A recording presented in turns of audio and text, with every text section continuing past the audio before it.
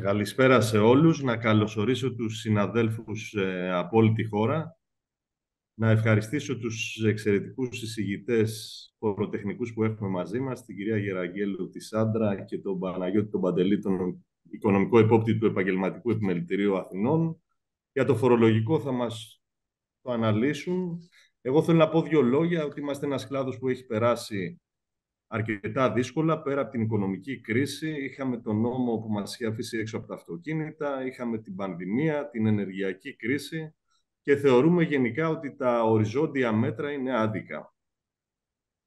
Όταν είναι να δώσει το κράτος, κοιτάει το συνολικό εισόδημα. Όταν είναι να πάρει, βλέπουμε εδώ πέρα όμως, κοιτάει μόνο τεκμαρτά να πάρει από τις επιχειρήσεις και δεν είναι λογικό να σου λέει ότι μετά από 3 χρόνια θα έχεις αυτό το κέρδος, μετά από 6 χρόνια θα έχεις αυτό το κέρδος, μετά από 9 χρόνια θα έχεις αυτό το κέρδος. Σίγουρα θα πρέπει να βάλουν λίγο νερό, αρκετό νερό μάλλον, στο κρασί τους. Είδαμε ότι πρέπει να έχει επηρεάσει θετικά και η χθεσινή συγκέντρωση που έδωσαν οι ελεύθεροι επαγγελματίες βροντερό παρόν και σίγουρα θα υπάρχουν κάποιες άλλες διορθώσεις. Εδώ θέλω να πω ότι υπάρχουν κλάδοι που δεν μπορούν να φοροδιαφύγουν, όπως οι ασφαλιστές, όπως τα πρακτορεία προπό. Υπάρχουν κλάδοι που, όπως τα κηλικεία, που δουλεύουν γύρω στους 165 μέρες το χρόνο, δεν δουλεύουν όλο το χρόνο. Πολλές εποχιακές επιχειρήσεις και θεωρώ άδικο να γίνεται όλη αυτή η διαδικασία και να φορολογείται κάποιος τεκμαρτά. Θα πρέπει να βρει το Υπουργείο τον τρόπο έτσι ώστε να δώσει αξία στην απόδειξη, να μπορεί κάποιος να τη χρησιμοποιήσει έτσι ώστε να περιορίσει τη φοροδιαφυγή. Τώρα στα κλαδικά μας, να ενημερώσω απλά τους συναδέλφους ότι είχαμε μία συνάντηση χθες με τον κύριο Παπαστεργίου στο Επαγγελματικό Επιμελητήριο της Αθήνας, όπου θέσαμε το θέμα που μας καίει, να γίνουμε πιστοποιημένοι χρήστες της πλατφόρμας Gov, να ξεκινήσουν τα ηλεκτρονικά ΔΕ να εκδίδονται από το γραφείο μας, δηλαδή να μπορεί κάποιος να εκδώσει την κάρτα εκπαίδευσης από το γραφείο, τον ηλεκτρονικό προγραμματισμό, γιατί έχουμε δει σε πάρα πολλές υπηρεσίες δημιουργούνται δυσλειτουργίες και ενδεχομένως να αδικούνται κάποιοι συνάδελφοι. Θα ξεκινήσει, πιέσαμε και για αυτό, να γίνει κάπου κεντρικά και όχι να γίνεται αποσπασματικά. Ας πούμε τώρα γίνεται μόνο στη Θεσσαλονίκη με ένα κονδύλι που έχει πληρώσει η Θεσσαλονίκη. Και γενικά τον εξυγχρονισμό των θεωρητικών εξετάσεων, να μην θέλουν μία ώρα να μπουν μέσα για να βγουν φωτογραφίες, αυτά θα πρέπει να αυτοματοποιηθούν. Τώρα, για ό,τι ερωτήματα έχετε, που είναι για τους εξαιρετικούς φίλους εισηγητές, μπορείτε να τα γράφετε στο chat. Η γραμματέας μας, η κυρία Λέτζιου, θα τα καταγράφει και θα ρωτάει τους εισηγητές. Οκ. Λοιπόν, οπότε ξεκινάμε τη διαδικασία. Θα ξεκινήσει η Σάντρα, η Γεραγγέλου. Καλησπέρα. Και εκδήλωση. Καλησπέρα. Δεν άκουσα. Να ομορφύνει η εκδήλωση, λέω. Προχώρα, με σένα και με μένα δεν κάνουμε δουλειά. Ευχαριστώ. Καλησπέρα και από εμένα. Ευχαριστώ και για την πρόσκληση να συμμετέχω στη συζήτηση για το φορολογικό νομοσχέδιο. Ένα φορολογικό νομοσχέδιο που αφορά τις ατομικές επιχειρήσεις, άρα θεωρώ την πλειοψηφία των μικρομεσαίων επιχειρήσεων και που έχει δημιουργήσει και, όπως έχουμε δει μέχρι στιγμής, πολλές αντιδράσεις από τους περισσότερους κλάδους. Η προσωπική μου άποψη είναι ότι ναι μεν, είναι προκλητικό να βλέπουμε ότι 7 στους 10 ελεύθερους επαγγελματίες δηλώνει εισόδημα κάτω από 10.000 και μάλιστα οι περισσότεροι από αυτούς μηδενικό εισόδημα. Από την άλλη βλέπουμε ένα φορολογικό νομοσχέδιο που περισσότερο τιμωρητικό είναι προς τους ελεύθερους επαγγελματίες παρά δίνει κίνητρα για την πάταξη της φοροδιαφυγής. Το φορολογικό αυτό νομοσχέδιο έρχεται να αλλάξει τελείως το τοπίο όσον αφορά την φορολογία των ελευθέρων επαγγελματιών, των ατομικών επιχειρήσεων, αφού θέτει τεκμαρτό τρόπο στην φορολόγηση των επιχειρήσεων, θεσπίζεται μια ελάχιστη επιχειρηματική αμοιβή, τα 10.920, το οποίο μέσω μεταβλητών προσαυξάνεται. Οι μεταβλητές αυτές μπορεί να είναι οι τριετίες, δηλαδή τα πόσα χρόνια ασκεί επιχειρηματική δραστηριότητα ο ελεύθερος επαγγελματίας, το αν απασχολεί προσωπικό, ποιο είναι το ετήσιο μισθοδοτικό του κόστος, πόσο είναι η αμοιβή του πιο υψηλά αμοιβόμενου υπαλλήλου του, και από εκεί και πέρα θέτει και άλλες μεταβλητές, όπως είναι ο μέσος όρος του ετήσιου τζίρου στον εκάστοτε ΚΑΔ, στον οποίο δραστηριοποιείται ο κάθε ελεύθερος επαγγελματίας, πράγματα τα οποία μπορούν να δημιουργήσουν μια ελάχιστη αμοιβή, η οποία δεν ανταποκρίνεται σε καμία περίπτωση στην πραγματικότητα και στα πραγματικά κέρδη που έχει ο ελεύθερος επαγγελματίας. Υπάρχουν εξαιρέσεις, όπως είναι όσοι αμοιβόνται με μπλοκάκι ή οι αγρότες. Υπάρχουν διευκολύνσεις για τους νέους ελεύθερους επαγγελματίες, αφού για τα πρώτα 3 έτη δεν είναι υποχρεωμένοι να δηλώνουν αυτή την ελάχιστη αμοιβή. Το 4ο έτος θα πρέπει να είναι μειωμένη κατά 67%, το 5ο έτος κατά 33%, και από εκεί και πέρα ορίζεται το 10.920 με τις προσαυξήσεις που αναφέραμε μέσω των μεταβλητών. Τώρα, να πούμε ότι είναι μαχητή η ελάχιστη αμοιβή για συγκεκριμένες όμως κατηγορίες. Πρακτικά, δηλαδή, αυτό απαγορεύει σε έναν ελεύθερο επαγγελματία που δεν ανήκει στις κατηγορίες που ορίζει το φορολογικό νομοσχέδιο, όπως είναι γυναίκες που βρίσκονται σε λοχεία, σε εγκυμοσύνη, άνθρωποι οι οποίοι νοσηλεύονται, υπάρχουν αντικειμενικά θέματα υγείας, φυλακισμένοι, όσοι διανύουν τη στρατιωτική τους θητεία, όσων οι επιχειρήσεις έχουν πληγεί από φυσικές καταστροφές, σε όσους έχει ανασταλεί άδικια λειτουργίας τους, σε όσους απαγορεύεται από δημόσια αρχή η λειτουργία τους και σε όσους δεν μπορούν να εργαστούν για λόγους ανωτέρας βίας, τους οποίους όμως το Υπουργείο δεν κατονομάζει. Όσοι λοιπόν δεν ανήκουν στις ανωτέρω κατηγορίες, ουσιαστικά τους απαγορεύει να έχουν ζημιά, που ακόμα και η ζημιά είναι ένα πραγματικό γεγονός. Μην ξεχνάμε ότι υπάρχουν επιχειρήσεις που μπορεί να αυξάνεται ο τζίρος τους, όμως λόγω και της κρίσης και των αυξημένων πλέον εξόδων, όπως είναι η μισθή, όπως είναι τα ενοίκια, όπως είναι το ενεργειακό κόστος, πράγματι δηλώνουν πολύ λίγα κέρδη ή ακόμα και ζημιά. Θεωρώ ότι είναι ένα νομοσχέδιο που πρέπει να γίνουν αλλαγές. Αυτό βέβαια που ακούμε από το Υπουργείο Οικονομικών είναι ότι δεν θα έχουμε σπουδαίες αλλαγές. Ο πυρήνας δηλαδή του φορολογικού νομοσχεδίου θα παραμείνει ως έχει και θα έχουμε περισσότερο σημειακές παρεμβάσεις, τόσο όσον αφορά τη διεύρυνση των κατηγοριών που θα είναι μαχητή η ελάχιστη αμοιβή. Θα έχουμε αλλαγές στους συντελεστές που αυξάνουν την ελάχιστη αμοιβή και ενδεχομένως να έχουμε και αλλαγές στην πηγή των εισοδημάτων που προσμετρώνται για το χτίσιμο της ελάχιστης αμοιβής. Δηλαδή, αν κάποιος ελεύθερος επαγγελματίας έχει εισοδήματα από μισθούς, συντάξεις ή αγροτικά εισοδήματα, αυτά τα ποσά θα προστίθονται για το χτίσιμο της ελάχιστης αμοιβής. Παρ' όλα αυτά υπάρχουν και άλλες κατηγορίες, όπως είναι τα μερίσματα από προσωπικές εταιρείες ή εισοδήματα από ενοίκια, που κατά την άποψή μου θα έπρεπε και αυτά να προσμετρώνται για την αύξηση της ελάχιστης αμοιβής. Μέχρι 27 Νοεμβρίου θα είναι σε διαβούλευση το φορολογικό νομοσχέδιο, οπότε όλα αυτά τα σχόλια και οι παρεμβάσεις θα συγκεντρωθούν και αναμένουμε μέσα στις επόμενες ημέρες να δούμε τις όποιες αλλαγές θα έχουμε από το Υπουργείο Οικονομικών. Ευχαριστούμε, Σάντρα. Να δώσουμε το λόγο στον Παναγιώτη τον Παντελή.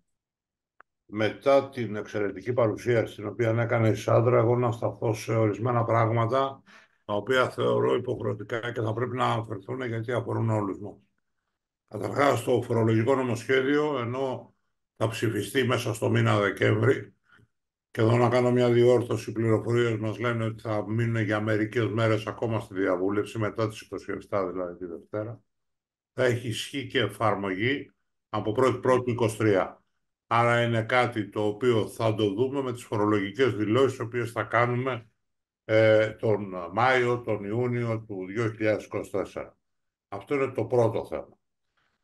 Όντως αναφέρεται, όπως πολύ σωστά είπε η Σάντρα, μέσα στο φορολογικό νομοσχέδιο ότι το τεκμήριο είναι μαχητό.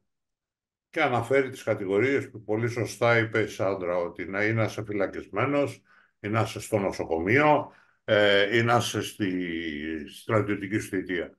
Δεν μπορώ να καταλάβω πώς μπορεί να είναι μαχητό ένα τεκμήριο, όταν το Δεκέμβρη ψηφίζεται ένας νόμος και εγώ θα έπρεπε το προηγούμενο χρονικό διάστημα να έχω κάνει και φυλακή, αναδρομική φυλακή, αναδρομικό νοσοκομείο, δεν έχω καταλάβει πώς μπορεί να γίνει. Αλλά και εδώ επάνω να κάνουμε μια άλλη επισήμανση. Έχω κάνει νοσοκομείο. Ποιος το αποφασίζει? Ο έφορας.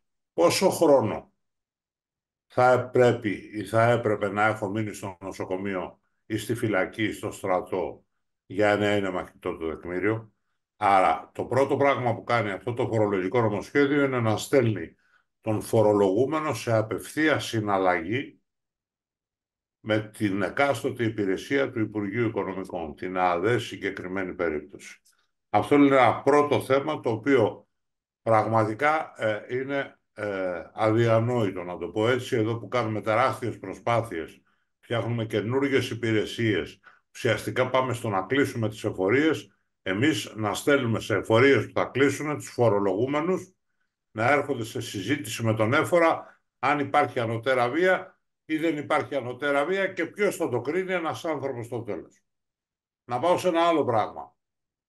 Το μαχητό του τεκμηρίου, γιατί θέλω λίγο να σταθώ, επειδή έχει γίνει σημαία στις τηλεοράσεις το τελευταίο χρονικό διάστημα, από τότε που τέλος πάντων ανακοινώθηκε το φορολογικό νομοσχέδιο, λέει, είναι μαχητό, μπορείς να το προσβάλλεις, να πας στον έφορα, αυτά που είπα προηγούμενα.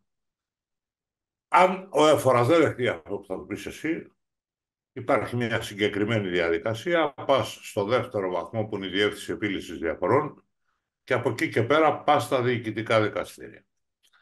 Δεν ξέρω για 1.000, 2.000, 3.000 ή 5.000 ευρώ ποιος θα αναλάβει πρώτα το κόστος για να συνεχίσει με την ενδικοφανή προσφυγή στη Διεύθυνση Επίλυσης Διαφορών ή μετά στα διοικητικά δικαστήρια με όλα αυτά τα οποία θα του στοιχήσει.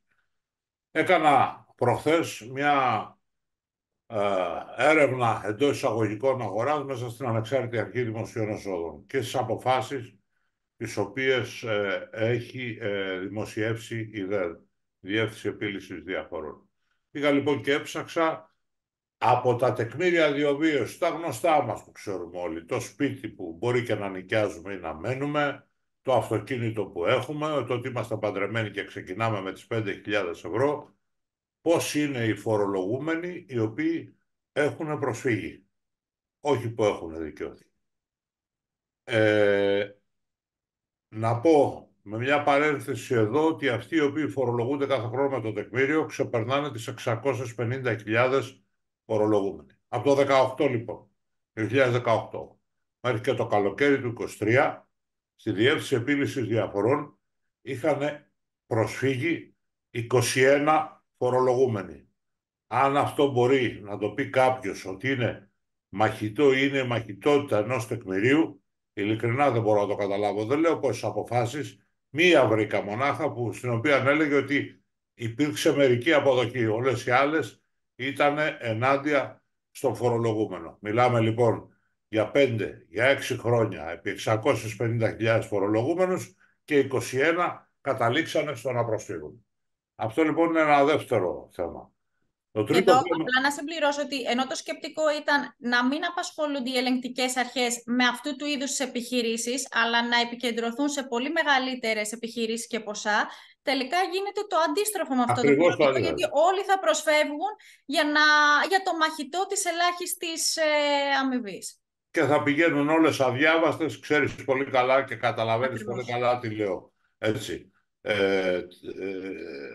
Πάω σε ένα επόμενο θέμα, μια και το συζητάμε αυτό, γιατί θα φτάσουμε και στις λύσεις και αυτό είναι το ουσιαστικό που αφορά αυτόν τον κόσμο, είναι ότι στη συγκεκριμένη περίπτωση δεν υπάρχει αυτή η λογική του που πολύ σωστά ανέφερε, να στέλνουμε τον κόσμο πάλι στις εφορίες.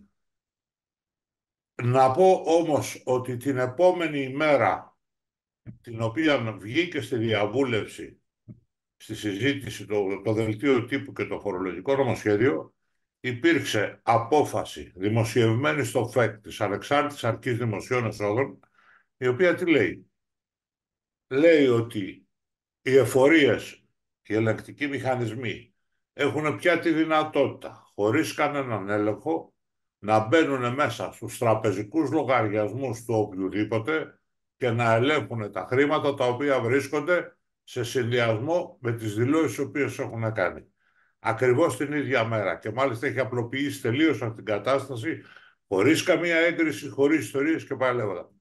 Για να φτάσουμε στο διατάφτα πριν πάμε στις λύσεις. Ξεκινήσαμε με ένα φορολογικό νομοσχέδιο το οποίο έρχεται από τα μέσα της δεκαετίας του 90.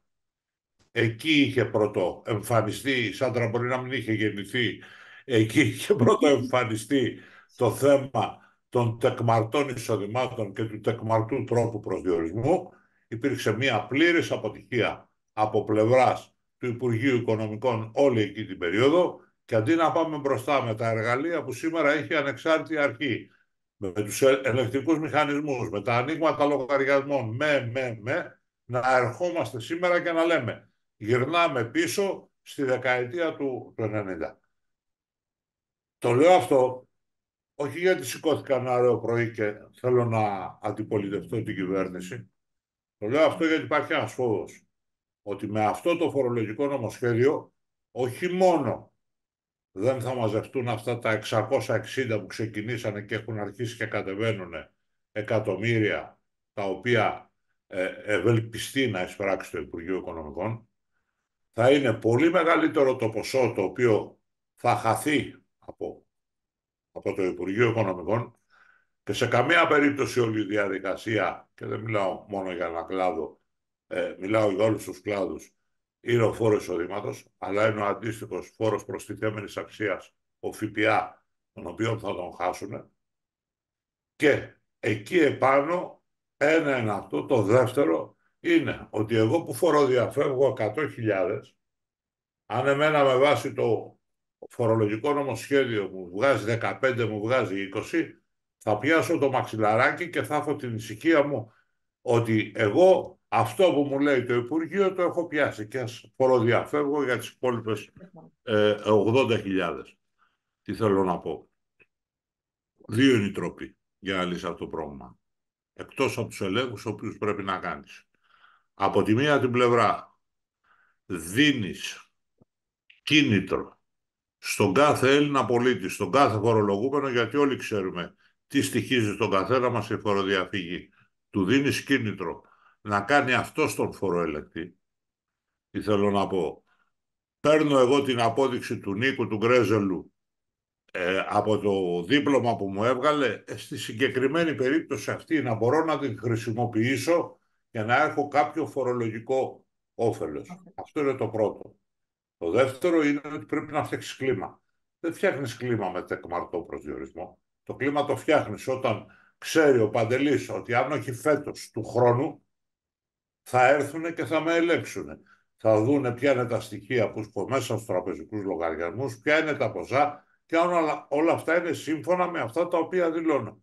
Αν δεν ξεκινήσεις μια τέτοια διαδικασία ταυτόχρονα, ποτέ δεν πρόκειται. Σε 2 χρόνια, σε 3, σε 5, θα συζητάμε για ένα άλλο τεκμαρτό τρόπο προσδιορισμού του φορολογικού εισοδήματος και δεν ξέρω τι άλλο θα σοφιστεί ποιος θα είναι τότε στο Υπουργείο Οικονομικών. Νομίζω αυτά τα λίγα ήθελα να πω. Από εκεί και πέρα διαθέσιμοι, γιατί νομίζω ότι περισσότερο είναι να ρωτήσουμε τις απαντήσεις. Εδώ διαφωνώ με τη Σάντρα, δεν είναι να αλλάξει το νομοσχέδιο, να το πάρουν και να το πάνε εκεί που το είχαν και να αρχίσουν να δουλεύουν και να κάνουν ελέγχους. Νίκο. Πριν στείλουν οι συνάδελφοι στο chat, βλέπω κάτι που έχουν στείλει. Δεν ξέρω αν... Ρώτα αν θέλεις, γιατί εγώ δεν το βλέπω. Θέλω να πω, είναι κάποιοι συνάδελφοι που έχουν περισσότερους από έναν CAD. Το ένα κομμάτι. Δηλαδή, μπορεί να έχει σχολείο οδηγών, είναι διεκπαιρεώτης, είναι και ασφαλιστής, που μας το επιτρέπει η διαδικασία. Και εδώ πέρα λέει ότι αν είσαι στο μέσο όρο του CAD, αν είσαι κάτω από το μέσο όρο του CAD, όλα καλά. Αν είσαι πάνω από το μέσο όρο του CAD, έχεις 35% προσάυξηση στο σύνολο και μέχρι 100%. Και επίσης λέει, από ό,τι διάβαζα, ότι αν το CAD κατά μέσο όρο είναι κάτω από 10.000, δεν μετράτε κάποια διαφορά. Έτσι. Τι γίνεται αν έχει, το ερώτημα είναι τι γίνεται αν έχει περισσότερους CAD. Δηλαδή, με ποιον CAD πάει. Νικό, να πω το εξής.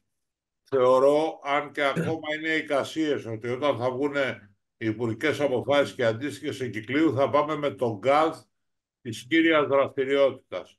Και για να ξεκαθαρίζουμε και για τον κόσμο που μας ακούει, η κύρια δραστηριότητα είναι αυτή στην οποία έχουμε τα περισσότερα έσοδα. Δεν μπορούν να κάνουν κάτι άλλο. Με αυτόν τον τρόπο θα πρέπει να λειτουργήσουν. Παναγιώτη, επέτρεψέ μου εδώ να σου πω ότι ενδέχεται να μην είναι η κυρία. Δηλαδή, πρωτεύον ΚΑΔ βάζεις κάποιον, αλλά μπορεί να έχει εισοδήματα από δεύτερο ΚΑΔ που να είναι μεγαλύτερα από τον πρωτεύον. Νίκο, θα πας την επόμενη χρονιά να κάνεις δήλωση μεταβολών και να βάλεις σαν κύρια δραστηριότητα αυτή που έχει τα περισσότερα έσοδα.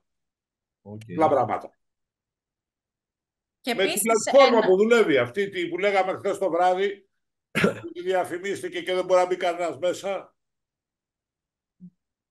Σάντρα. Επίσης, ο μέσος όρος των ΚΑΔ, το οποίο θα ανακοινώνεται από την ΑΔΕ μέσα σε 2 μήνες από τη λήξη των φορολογικών δηλώσεων. Εγώ αμφιβάλλω κατά πόσο και αυτά τα ποσά που θα δίνονται θα είναι ορθά για να μπορεί κάποιος να υπολογίσει αν είναι πάνω ή κάτω από τον μέσο όρο.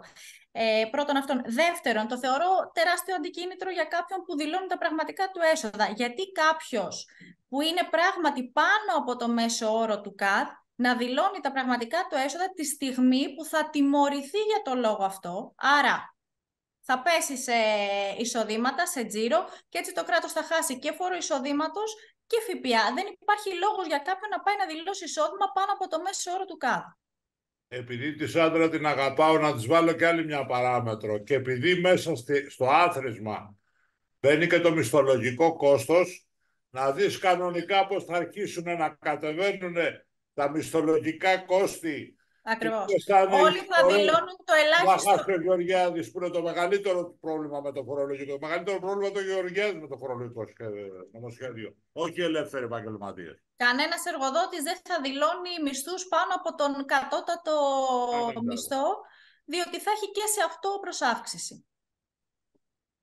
Εδώ ισχύει, από ό,τι μου λέγανε τώρα, δεν ξέρω αν ισχύει, απλά να μου το επιβεβαιώσετε, αν κάποιος έχει ένα τετράωρο υψηλό μισθό. Δηλαδή έχεις ένα τετράωρο που τον πληρώνεις 1.000 ευρώ το τετράωρο. Αυτό λέει γίνεται αναγωγή σε 8ωρο επί 14. Και μέχρι 30.000. Ναι. Και μέχρι 30.000. Ναι, θα γίνεται είναι η ετήσια αμοιβή για πλήρη απασχόληση. Ναι. Και μέχρι 30.000. Δηλαδή, αν με την αναγωγή του βγαίνει 50, εσύ θα πάει να προσθέσεις 30.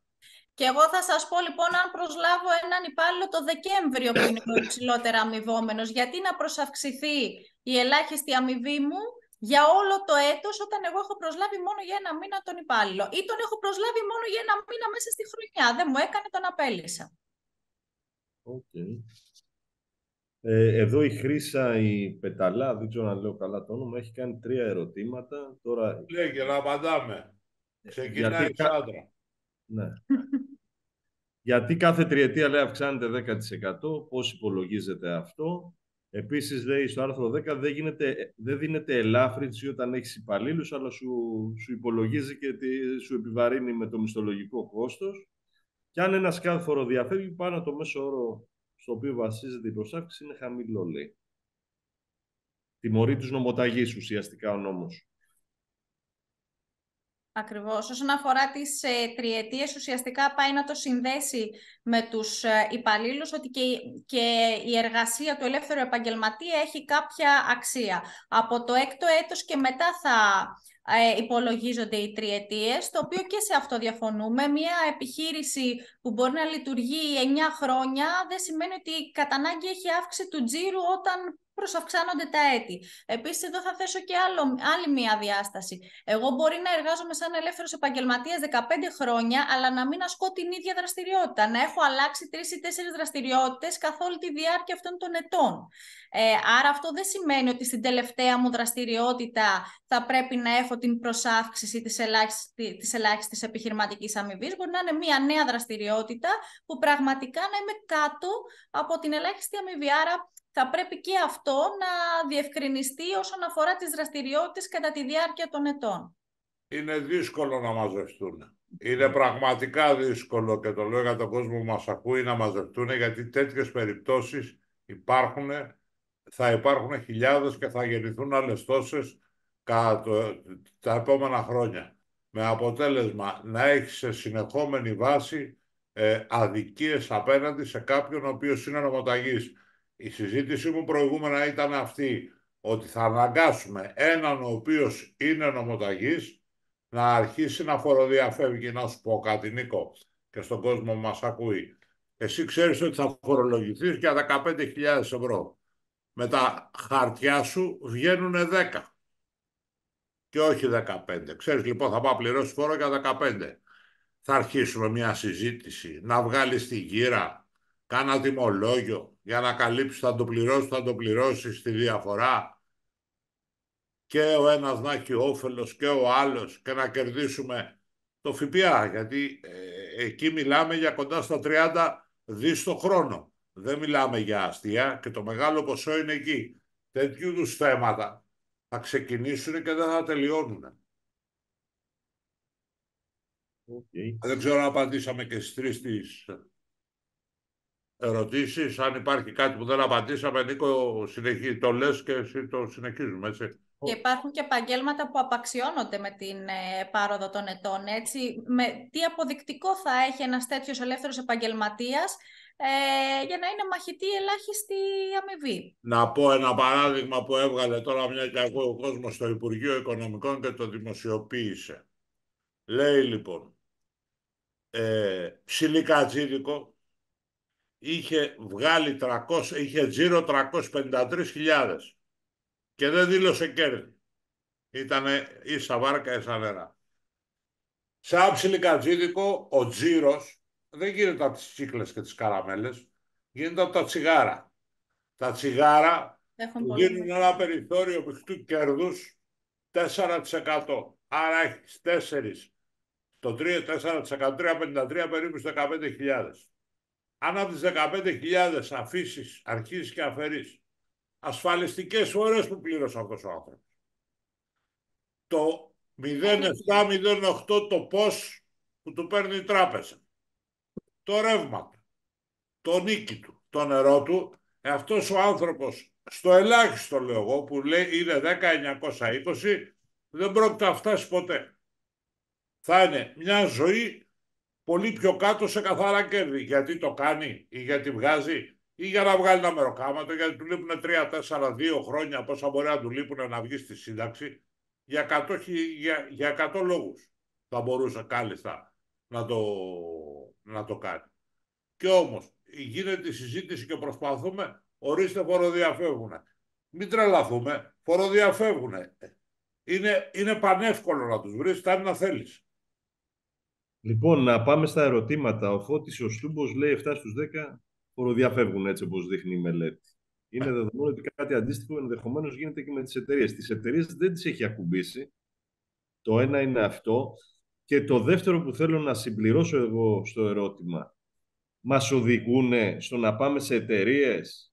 Υπάρχει ενδεχομένως τέτοια σκέψη και τι συμφέρει τους συναδέλφους? Δηλαδή, αν αλλάξουν μορφή εταιρείας, συμφέρει? Γιατί εδώ είδαμε ότι αν κάποιος από ατομική πάει σε μονοπρόσωπη και αν υπάρχει διαφορά με τα περσινά, δεν μετράει τίποτα. Σου λέει, πας με το προηγούμενο καθεστώς. Και εδώ, λέγε, Σάντρα, λέγε. Εδώ είναι και το παράδοξο. Εμένα σαν ατομική επιχείρηση δεν μου επιτρέπεις να έχω εισόδημα κάτω από 10.920, να πάω στο ελάχιστο, αλλά αν είμαι μέλος σε εταιρεία, είναι αποδεκτό το εισόδημά μου να είναι κάτω από 10.920. Νομίζω ότι το Υπουργείο όντως στρέφει τους ελεύθερους επαγγελματίες στο να κλείσουν τις ατομικές επιχειρήσεις και να οδηγηθούν σε εταιρείες, κυρίως προσωπικές. Τώρα, το γεγονός ότι ακόμα βέβαια δεν τις έχει αγγίξει, εγώ δεν θεωρώ ότι θα παραμείνει έτσι. Ενδεχομένως στο μέλλον να δούμε και εκεί αλλαγές. Πάντως προς το παρόν, σαφώς συμφέρει κάποιον που έχει ατομική αυτή τη στιγμή να κάνει μια εταιρεία προκειμένου να αποφύγει την ελάχιστη αμοιβή, τον τεκμαρτό τρόπο φορολόγησης. Βέβαια, παρουσιάζοντας, Νίκο, σωστά το είπες, Σάντρα, παρουσιάζοντας αυτό το θέμα και με τις εταιρείες, μην το παίρνουμε στο μικρό κόσμο των ατομικών επιχειρήσεων. Αν εσύ έχεις ατομική επιχείρηση, ο μικρόν έψιλον για το μαγαζί σου, εταιρείες είναι και κάποιες άλλες που έχουν τζίρους εκατομμυρίων Πού. Έτσι, ξέρεις εταιρείες που είναι στην Ελλάδα, τι θα τους πει. Και απαγορεύεται να βγάλεις ζημιά, απαγορεύεται να έχεις προώθηση. Μην τρελαθούμε. Αυτά τα πράγματα δεν γίνονται και δεν μπορούν να γίνουν. Η λογική ήταν αυτούς τους 473.000 τουλάχιστον που ανακοίνωσε το Υπουργείο Οικονομικών που φοροδιαφεύγουν να τους βάλουμε να πληρώσουν. Θέλω να το προχωρήσω. Πάμε σε μια λογική ότι προσπαθούμε να πάμε σε αυτά τα οποία, και αυτό δεν είναι φορολογικό, η έκθεση Πισάρη, διότι έχουμε πάρα πολλές ατομικές επιχειρήσεις στην Ελλάδα, έχουμε πάρα πολλούς ελεύθερους επαγγελματίες. Άντε αρχίστε να τους κλείνετε. Άλλη εξήγηση δεν μπορώ να βρω. Ωραία. Ο Γιώργος ο Γιωργαντάς λέει με τους ΚΑΔ δεν έχει καταλάβει. Γιώργο, από ό,τι έχω ρωτήσει και εγώ έτσι να συμμετέχω και εγώ λίγο, δεν έχουν ξεκαθαρίσει ακόμα αν θα παίρνουν τον ΚΑΔ με τα περισσότερα έσοδα ή τον πρώτο ΚΑΔ που έχεις. Στο Γιώργο το Γιωργαντά να απαντήσουμε ότι μην έχει καμία ανησυχία, δεν έχει ξεκαθαρίσει το Υπουργείο Οικονομικών τι θέλει να κάνει με τους ΚΑΔ. Όχι ο Γιώργος. Ωραία. Ανώνυμος λέει ασφαλιστικούς δημοσιολαβητές που είναι εμφανή όλα τα εισοδήματα. Πιστεύουμε για κάποιους κλάδους ήδη αρχίζουν και το συζητάνε ότι ενδεχομένως δηλαδή όπως είναι ασφαλιστές, προπό, κάποιοι κλάδοι που φαίνονται των πραγμάτων δεν μπορούν να αποκρύψουν. Ότι ενδεχομένως να εξαιρέσει κάποιους κλάδους. Τώρα η Χρύσα, η Πεταλά, τι θα προτείνουμε στη διαβούλευση. Εμείς είμαστε μέλος της τριτοβάθμιας οργάνωσης που λέγεται ΓΕΣΕΒΕ. Θα υιοθετήσουμε ό,τι λέει η ΓΕΣΕΒΕ. Γιατί δεν είναι, το φορολογικό νομοσχέδιο δεν έχει φτιαχτεί για μας, έχει φτιαχτεί γενικά για όλους τους κλάδους, αδικεί όλους τους κλάδους και σίγουρα θα υιοθετήσουμε ό,τι λέει η ΓΕΣΕΒΕ. Συγγνώμη, δεν κατάλαβα, λέει, θα πληρώνουμε και ΦΠΑ στη διαφορά του πραγματικού με το τεκμαρτό. Αυτό είναι ένα ερώτημα. Όχι, αυτή τη στιγμή δεν φαίνεται ότι στη διαφορά θα πληρώνουμε και ΦΠΑ, θα πληρώνουμε μόνο το φόρο εισοδήματος. Κάποιος δηλαδή που δηλώνει, για παράδειγμα, κέρδη 5.000 και θα έπρεπε να έχει 10.920 ή με την προσάυξη ανάλογα σε ποια κλάση θα βρίσκεται, θα πληρώνει μόνο φόρο εισοδήματος επί της ελάχιστης επιχειρηματικής αμοιβής. Το ΦΠΑ ουσιαστικά είναι χαμένο, δεν θα πληρώνει και ΦΠΑ στη διαφορά. Να ρωτήσω κάτι, δεν θα πληρώνει ΦΠΑ στη διαφορά. Τότε δεν συμφέρει κανέναν, έτσι όπως είναι η διαδικασία, να κόβει αποδείξεις. Δηλαδή θα μπουν στη διαδικασία, σου λέει γιατί να πληρώνουμε ΦΠΑ. Εκεί που είναι να έχουμε, λέμε, εισοδήματα 10-12 χιλιάδες, θα κάνουμε 5, γλιτώνουμε τη διαφορά από το ΦΠΑ και φορολογούμαστε. Μετά θα πηγαίνει, έχει άλλη διαδικασία, θα πηγαίνει στα τεκμήρια διαβίωσης, θα υπάρχουν αυτά. Αυτά θα καταργηθούν, δεν ξέρω πότε, μόνο ανακοινώσεις είναι, τουλάχιστον με τα σημερινά δεδομένα, Νίκο, θα υπάρχουν τα τεκμήρια διαβίωσης. Αυτό που λες είναι και ο κίνδυνος και ο φόβος που έλεγα από την αρχή. Το πρόβλημά μου δεν είναι τα 26 δις που τουλάχιστον εμφανίζονται στον προϋπολογισμό και αφορούν για το 24 και αφορούν το ΦΠΑ. Και όχι τα 5-6 πόσα μαζεύουν από το φόρο εισοδήματος. Τι είναι η συζήτηση? Και αν αρχίσουν, όπως είπες εσύ, και έχουμε έξω οι ασφαλιστές, έξω τα προπό και τα λοιπά, αυτόματα τα 660 έχουν φύγει. Και έχουμε αρχίσει και κατεβαίνουμε πολύ πιο κάτω από όλη αυτή τη διαδικασία. Είναι τρελό σε ένα ΕΠ της τάξης των πάνω από 200 δισεκατομμύρια το χρόνο να μιλάς ότι όλη η φοροδιαφυγή στην Ελλάδα είναι 660 εκατομμύρια, που δεν είναι, δηλαδή με αυτά που εσύ ο ίδιος είπες πριν από λίγο, δεν είναι, πολύ λιγότερα. Άρα κάτι δεν κάνεις καλά, γιατί δεν είναι αυτή η φοροδιαφυγή. Τουλάχιστον προχθές παρακολουθώντας ένα πάνελ μιλάνε για δεν ξέρω πόσα δις το χρόνο το ΦΠΑ τον οποίο χάνουν. Φαντάσου τώρα τι έχει να γίνει. Ωραία. Ένα θέμα που έχουμε εμείς μέχρι να γίνουν και άλλα ερωτήματα, γιατί δεν βλέπω. Έφη, δεν ξέρω αν θες να βάλεις κάτι στο τραπέζι. Εγώ να πω ένα θέμα που το είχαμε βάλει και την προηγούμενη φορά, στην προηγούμενη ενημέρωση που κάναμε στον κλάδο, είναι τα παράβολα. Ένα είναι τα παράβολα και θα εξηγήσω ότι εμείς πολλές φορές εισπράττουμε χρήματα από τους πελάτες μας για να κόψουμε κάποια παράβολα. Αυτά τα παράβολα τα κόβουμε από τους τραπεζικούς μας λογαριασμούς. Δηλαδή τα εισπράττουμε μετρητά και μετά πάμε τα βάζουμε στο λογαριασμό και πληρώνουμε από εκεί τα παράβολα. Με αποτέλεσμα οι λογαριασμοί να δείχνουν μεγάλη κίνηση. Όταν θα έρθει λοιπόν η πολυπόθητη ώρα να σου ανοίξουν, Νίκο, το λογαριασμό, θα πρέπει κίνηση να την εξηγήσεις. Αυτή είναι η λογική του φορολογικού ελέγχου. Θα σου έρθει λοιπόν ο φορολογικός έλεγχος, κάτσε ρε φίλε, τι είναι εδώ, πού τα πήρες, πώς τα πήρες, τι είναι η ιστορία. Και αυτός είναι ο φορολογικός έλεγχος. Εμείς, για να είμαστε καλυμμένοι, είχαμε κάνει συζήτηση με τους συναδέλφους σας την προηγούμενη φορά. Μας είπαν το εξής, ότι θα πρέπει για κάθε ποσό που εισπράττουμε για παράβολα, αυτό το ποσό να κόβουμε μια απόδειξη εισπράξης και να το κολλάμε στο παράβολο ότι πήραμε αυτά τα χρήματα και ενδεχομένως και μια απόδειξη αμοιβής ότι κάναμε τον κόπο να του κόψουμε τα παράβολα και είχαμε μια αμοιβή. Αυτή ήταν Αυτό θα είναι το αποδεικτικό ουσιαστικά για τον έλεγχο. Όταν θα έρθει ο έλεγχος, όπως είπε και ο κύριος Παντελής, αυτά ουσιαστικά θα πρέπει να δοθούν για να αποδείξετε ότι αυτές οι καταθέσεις αφορούν παράβολα. Και αν θέλετε να σας σωστοί με βάση τον παλιό κώδικα, θα πρέπει να πάτε στις λογικές δικηγόρων ή συμβολιογράφων που είναι έξοδα για λογαριασμό του πελάτη. Άρα εκεί δεν θέσετε καν απόδειξη εισπράξη. Εκεί θες απόδειξη παροχής υπηρεσίας, την οποία θα αναφέρει το έσοδο και από την άλλη την πλευρά θα αναφέρει το έξοδο και θα κολλάς και το παράβολο από πίσω. Αν θέλουμε να είμαστε σωστοί. Αλλά με αυτή τη λογική είστε και 2 γραμματείες στο γραφείο. Ωραία. Η κυρία Μπασκούτα λέει: γνωρίζουμε το κατά πόσο επηρεάζει τις μορφές εταιρείας όπως η ΟΕ ή η ΕΕ. Οι εταιρείες ενώ είναι σαφές ότι δεν επηρεάζει ακόμα τουλάχιστον τις ΕΠΕ, τη ΣΥΚΕ και τις ΑΕ. Ακόμα και μονοπρόσωπα. Δεν επηρεάζει καμία μορφή εταιρείας. Εγώ θα έλεγα στους συναδέλφους σου, Νίκο, να κάνουν μια συζήτηση με τους λογιστές τους για 2 πράγματα. Το πρώτο πράγμα, όλο αυτό το που παρουσιάζεται αυτή τη στιγμή, ποιος θα το κάνει? Ας ξεκινήσουμε από το πρώτο. Θα μας έρχεται έτοιμο από το Υπουργείο Οικονομικών ή θα πετάξουν και αυτό το μπαλάκι στους ελεύθερους επαγγελματίες και κατ' επέκταση στους λογιστές? Αυτό είναι το πρώτο.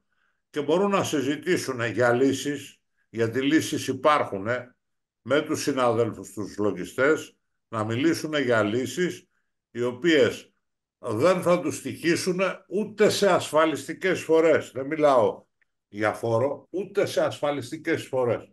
Άρα, ας το κοιτάξουμε, ας ψηφιστεί πρώτα ο νόμος, για να ξέρουμε τι γίνεται, γιατί αυτή τη στιγμή είναι συζητήσεις και όχι φορολογικό νομοσχέδιο, αλλά πάλι θα τρέχει το Υπουργείο Οικονομικών από ό,τι φαίνεται από πίσω μας. Πάμε. Εδώ έχει ένα ενδιαφέρον ερώτημα ο κ. Θεοδωρίδης. Ενώ σου επιτρέπει να είσαι, όταν έχεις κάτω από 10.000, να έχεις απαλλαγή από το ΦΠΑ, με βάση το άρθρο 39 κτλ. Ναι. Ενώ στο επιτρέπει το κράτος, πώς θα έρθει μετά, θα σε φορολογήσει τεκμαρτά, δηλαδή θα σου πει, ξέρεις κάτι, όχι 10, 15. Θα σε πάει με βάση τους κάτω. Κοίταξε να δεις, το θέμα των 10.000, το θέμα των 10.000 αφορά το ζήρο τον οποίο κάνει μια επιχείρηση για να έχει απαλλαγή. Πάει και έτσι. Υπάρχει και ίσχυε και ισχύει. Στη συγκεκριμένη περίπτωση και εκεί καταστρατήγηση είχε γίνει όλα αυτά τα χρόνια. Υπήρχαν επιχειρήσεις οι οποίες πηγαίναν την επομένη των Χριστουγέννων, ανοίγανε, κατεβάζανε το τζίρο ή ήταν ο τζίρος τους για μερικές μέρες κάτω από τις 10.000, οπότε είχαν απαλλαγή το ΦΠΑ για όλη την επόμενη χρονιά. Τέλος πάντων, κάποια στιγμή το πήρανε χαμπάρι και αυτό το καταργήσανε, σου λέει θα ξεκινήσω ΦΠΑ μετά τις 10. Δυστυχώς ή ευτυχώς όμως και αυτό είναι ένα πρόβλημα, γιατί έχει και αυτό και υπάρχει και το θέμα του τζίρου σου κάτω από τις 10.000 που εξαιρείσαι από τα τεκμήρια. Εξαιρείσαι γι' αυτό ή εξαιρείσαι αν οι επιχειρήσεις οι οποίες είναι στο συγκεκριμένο ΚΑΔ είναι μέχρι 30. Δεν ξέρω αν είσαστε 29 σχολές οδηγών στην Ελλάδα, Νίκο. Κανονίστε να μείνετε 29 για να εξαιρείσετε το... Εκεί δεν χρειάζεται καν ένα μαχητό το τεκμήριο, εξαιρείστε απευθείας. Ωραία. Κατάλαβε, μείνετε 29, δεν ξέρω πώς θα το τακτοποιηθείτε μεταξύ σας, αλλά μείνετε 29. Λοιπόν, ο Κώστας ο Μαθιόπουλος από την Καλαμάτα, είμαι στην έδρα, λέει, ενός Δήμου που με την τελευταία απογραφή είχε 1.228 κατοίκους, γιατί φορολογούμε όπως οι άλλοι που είναι σε μια πόλη 100.000. Γιατί διαμαρτυρόμαστε, να μεταφερθούμε κι εμείς. Εκείνο το οποίο προβλέπει ο νόμος είναι ότι εκεί που έχει νησιά κάτω από 3.100 κατοίκους ή χωριά κάτω από 500, απαλλάσσει από το τεκμήριο. Προσέξτε εδώ, η Δήμη μιλάει για καποδιστριακούς δήμους. Αυτό παίρνει υπόψη του. Και σε όλες τις ιστορίες το ίδιο έπαιρνε. Άρα δεν είναι το χωριό αποκλειστικά. Πάει με το Δήμο. Και εδώ δεν έχουν 50% μείωση ουσιαστικά στην ελάχιστη αμοιβή από το τεκμήριο. Και εδώ το πρόβλημα είναι ότι να προσέξουν, μήπως πει κάποιος θα πεταχτώ στο νησάκι απέναντι που δεν είναι κανένας, θα πρέπει να είναι και η έδρα της επιχείρησης και η κύρια κατοικία. Θέλει ιδιαίτερη προσοχή αυτό. Δεν είναι ότι μεταφέρθηκα και πήγα, δεν ξέρω τι, στην Ύδρα που έχει 500 κατοίκους, άρα είμαι κάτω από τις 3.000 σαν έδρα της επιχείρησης, γιατί θα είχα νοικιάσει ένα μαγαζί και θα είχα μεταφέρει εκεί πέρα 2.000 σχολές οδηγών από όλη την Ελλάδα, θα τους είχα ένα φάκελο και δεν θα πλήρωνα φόρο. Θέλει και την κύρια κατοικία. Ωραία. Ο κύριος Γεροντάκης λέει δεν πρόλαβε στην αρχή. Σήμερα το ερώτημα είναι σχετικά με το προσωπικό, πώς προσαυξάνει το τεκμαρτό εισόδημα. Είπαμε είναι 10.920. Συν 10% επί του ετήσιου μισθοδοτικού κόστους και μετράνε τριετίες ή ο μισθός του πιο υψηλόμισθου υπαλλήλου εφόσον ξεπερνάει τις τριετίες. Δηλαδή βλέπουμε πόσο είναι η ελάχιστη αμοιβή με βάση τις τριετίες και αν απασχολώ προσωπικό βλέπω ποιος είναι ο ετήσιος μεικτός μισθός του πιο υψηλά αμοιβόμενου υπαλλήλου μου και παίρνω ένα από τα δύο. Λοιπόν, ο κύριος Κρεμίδας, αν και νομίζω δεν είναι για τους φοροτέχνες αυτό, είναι για την Επιτροπή Ανταγωνισμού, έχουμε ζητήσει, λέει, εδώ και χρόνια να βάλουν κατώτατη τιμή μαθήματος. Αυτό δεν μπορούν λόγω Επιτροπής Ανταγωνισμού. Και πώς περνάει αυτό από την Επιτροπή, πώς μπορεί να περάσει, πώς θα μπορούσε να είναι μαχητό. Μια σκέψη μόνο μπορώ να κάνω, Νίκο, ότι δεν μπορεί να καθιερώσει τιμές μαρκέ. Αυτό είναι θέμα του ανταγωνισμού μεταξύ σας. Τιμές μαρκέ πώς θα καθιερωθούν, δηλαδή πώς θα μου πει εμένα πόσο θα παίρνω για να σου τηρώ τα βιβλία ή πόσο θα μου πει να σου κάνω φορολογική δήλωση ή να σου πει εσένα πόσο θα παίρνει για το μάθημα. Μιλάει για ελάχιστη τιμή. Είναι πάντοτε τιμή μαρκέ, Νίκο. Δεν είναι τόσο εύκολο. Ωραία. Ο Γιώργος ο Γιωργαντάς υπάρχουν, λέει, και συνταξιούχοι του 70% τα εισοδήματά τους. Τα πιάνει ως μισθολογικό. Δηλαδή τους συνταξιούχους τώρα που έχουν και ατομική επιχείρηση, αυτό που παίρνουν ως σύνταξη μετράει ως μισθωτή εργασία που... Όσοι έχουν σύνταξη, το ποσό της σύνταξης θα προσμετράται για το χτίσιμο της ελάχιστης αμοιβής. Για παράδειγμα, εάν πρέπει να έχει ελάχιστη αμοιβή 15.000 και έχει σύνταξη 7, από την ατομική του επιχείρηση θα πρέπει να έχει οπωσδήποτε 8.000 για να πιάσει την ελάχιστη αμοιβή. Ωραία. Η Χρύσα η Πεταλά συμμετέχει δυνατά. Βλέπω, επειδή λέει το νομοσχέδιο, λένε πως θέλουν να ενισχύσουν τη φορολογική δικαιοσύνη. Εσείς πώς θα βλέπατε τη φορολογική δικαιοσύνη έμπρακτα? Δηλαδή, τι πρέπει να γίνει? Νομίζω το είπα και προηγούμενα και το παραλαμβάνω, Νίκο. Δύο είναι τα θέματα. Ένα, δημιουργείς φορολογική συνείδηση κάνοντας κιόλας φορολογικούς ελέγχους. Αυτό είναι το πρώτο. Και έχεις αυτή τη δυνατότητα σήμερα να την κάνεις σε πραγματικά γεγονότα και έχεις με υποθέσεις. Αυτό λοιπόν είναι το ένα θέμα με τους φορολογικούς ελέγχους και την φορολογική συνείδηση που κάνει στον κόσμο, γιατί όντως η φοροδιαφυγή επηρεάζει τους πάντες. Το δεύτερο είναι ότι βάζει στο παιχνίδι και τους ίδιους τους φορολογούμενους, είτε μισθωτοί, είτε είναι συνταξιούχοι, είτε είναι ελεύθεροι επαγγελματίες. Δίνοντας κίνητρο ώστε όταν θα σου έρθει για μάθημα να του κόψεις απόδειξη, γιατί υποχρεωτικά από την απόδειξη αυτή θα έχει κάποιο όφελος. Μέχρι σήμερα δεν υπάρχει απολύτως κανένα όφελος. Εγώ θα έλεγα έσοδα-έξοδα σε όλους, ακόμα και στον ιδιώτη δηλαδή, ποια είναι τα έσοδά μου, ποια είναι τα έξοδά μου, να αναγνωρίζονται όλα όμως και ακόμα και με την κάρτα μου, τη χρεωστική ή την πιστωτική να κάνω τις αγορές μου. Έτσι δεν θα είχα κίνητρο να μην ζητήσω την απόδειξή μου, όπως σωστά είπε ο κύριος Παντελής, από τον καθηγητή που έρχεται στο σπίτι να κάνει μάθημα. Δεν θα είχα κίνητρο να μην ζητήσω απόδειξη από τον υδραυλικό. Άρα αναγνωρίζονται όλα τα έσοδα, όλα τα έξοδα και επί της διαφοράς να πληρώνω ένα φόρο προς το κράτος. Ένα φόρο που θα μπορώ και να ανταπεξέλθω στην πληρωμή του, αλλά και να ζω αξιοπρεπώς. Προδιαφυγή είναι ταγκό, θέλει δύο. Με ένα δεν χορεύεται. Πάμε. Λοιπόν, πόσο είναι ο κύκλος εργασιών του ΚΑΔ 8553, το έχουμε ζητήσει. Εγώ απλά εδώ να σου αναφέρω σε παλιότερη συζήτηση με τον κύριο Σταϊκούρα για τις επιστρεπτές, όταν του είχα θέσει το θέμα για τη σύγκριση των τζίρων μεταξύ της χρονιάς που δεν δουλεύαμε και την επόμενη χρονιά που είχαμε έστω μια ελάχιστη δουλειά, μου είχε αναφέρει το εξής. Έτσι απλά στο αναφέρω ότι κανονικά ο δικός σας ο ΚΑΔ μου είχε πει δεν έπρεπε να πάρει ούτε τα 800, γιατί του έλεγα ότι ξέρεις κάτι, πρέπει να βρεις τρόπο να μπούμε στις επιστρεπτές, γιατί εμείς πέρσι δεν είχαμε εισοδήματα. Ουσιαστικά μου είχε πει ότι δηλώνουμε πολύ χαμηλά και ότι έχουμε κάθε χρόνο ζημιές. Εδώ με βάση αυτή την ερώτηση θέλω να ρωτήσω, χτυπάει καμπανάκι για ελέγχους αν κάποιος, ας πούμε, 2-3 χρόνια δηλώνει ζημιές? Ή αν η τζίρη από τα παράβολα είναι πολύ μεγαλύτερη από το συνολικό τζίρο που κάνει κάποιος? Υπάρχουν κάποιοι παράμετροι που χτυπάνε καμπανάκι και μπορούν να έρθουν να ελέγξουν?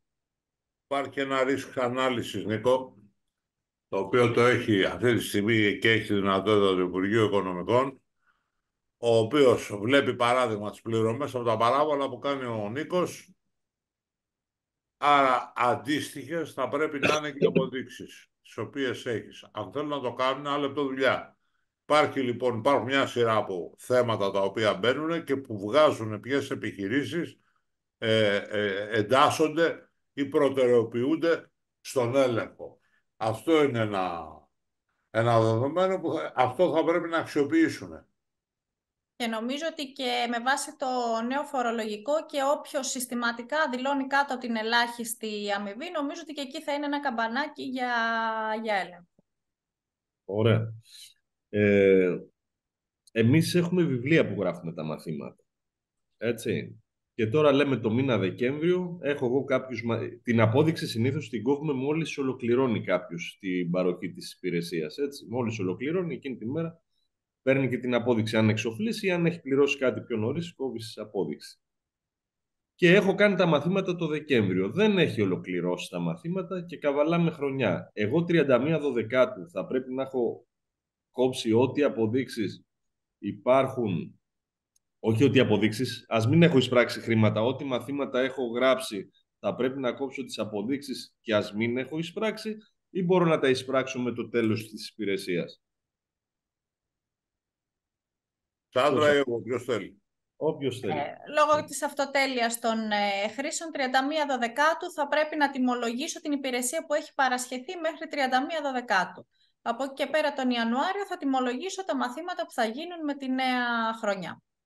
Κόψτε, σωστά το λέει, έτσι είναι. Κόψτε τη λογική της ίσπραξης με την απόδειξη. Αν εγώ σου φάω τα λεφτά όταν θα σου έρθω να μου κάνεις μάθημα, Νίκο, δεν έχει καμία σχέση με το φόρο, με τη φορολογία. Έτσι. Δεν ενδιαφέρει το κράτος αν έχω εισπράξει τα χρήματα. Δεν ενδιαφέρει το ελληνικό δημόσιο αυτό το πράγμα. Το Δηλαδή, λέω αυτό για να μην λέτε αύριο, δεν ξέρω τι εσύ, όλοι. Δηλαδή και δεν θα έχω εισπράξει και θα πληρώσω τη φορολογία. Αυτό λέμε. Κανονικότατα. Το πήγαινε να με κυνηγά στα δικαστήρια γιατί σε πληρώνω. Ωραία. Είναι λογική. Ο Σαράτος λέει, οπότε η Επιτροπή Ανταγωνισμού, επανερχόμαστε στο πριν με την Επιτροπή Ανταγωνισμού, δεν μπορεί να επέμβει ούτε στο καινούριο φορολογικό που καθιστά ελάχιστα έσοδα. Σου λέει από τη μία δεν λες ελάχιστη αμοιβή. Ελάχιστα έσοδα όμως. Υπάρχουν κάποια πράγματα, αδερφέ, τα οποία δεν προσδιορίζονται μόνο από το ελληνικό δημόσιο, αλλά και από την ίδια την Ευρωπαϊκή Ένωση. Δεν είναι δυνατόν να έρθω εγώ και να πω ότι για να έχω αυτό το ποσό ή αυτή την ιστορία θα πρέπει να παίρνω τόσα, μπορώ να παίρνω τόσα. Και πρακτικά, Νίκο, στην αγορά, η αγορά αυτορυθμίζεται. Δεν μπορεί η αγορά να καθορίζονται με αποφάσεις του Υπουργείου Οικονομικών. Αν εσύ αύριο δεν δουλεύεις, θα κάνεις τα μαθήματα μισοτιμής από ό,τι κάνουν οι άλλοι, για να μπορέσεις να σταθείς στην αγορά και να μην κλείσεις το μαγαζί σου. Okay.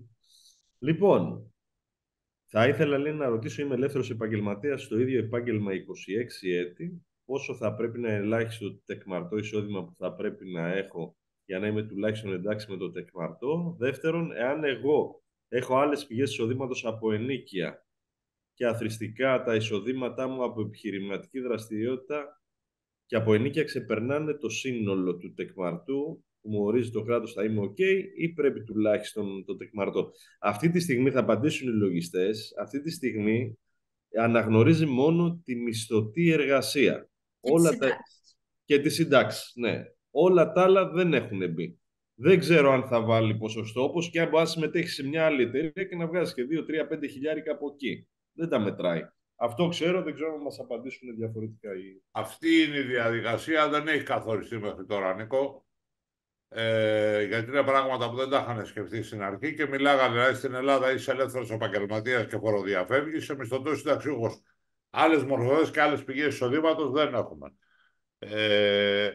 Θα δούμε, γιατί μέχρι στιγμής είμαστε στη διαβούλευση, όταν θα κατατεθεί το φορολογικό νομοσχέδιο, τι θα προβλέπει για αυτές τις περιπτώσεις. Γιατί τώρα ακούμε και για μια σειρά άλλα θέματα.